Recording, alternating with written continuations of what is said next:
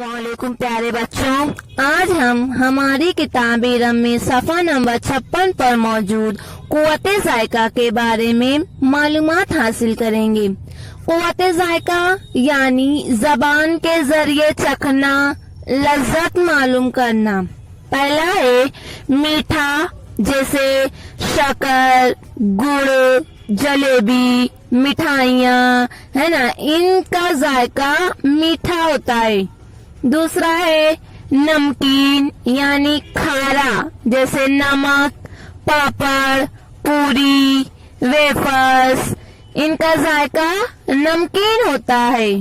तीसरा है कड़वा यानी तल्ख, जैसे करेला, डॉक्टर की दवाइयाँ, मेथी, इन्हें खाने पर हमें ये कड़वे लगते हैं, इनका जायका कड़वा होता है।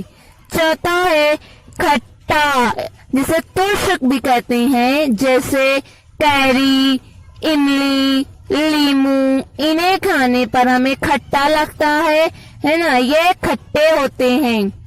पांचवा है तीखा यानी तेज, जैसे हरी मिर्च, लाल मिर्च, काली मिर्च, है ना, इनका जायका जो है तो तेज होता है, ये हमें खाने पर बहुत ही तेज लगते हैं।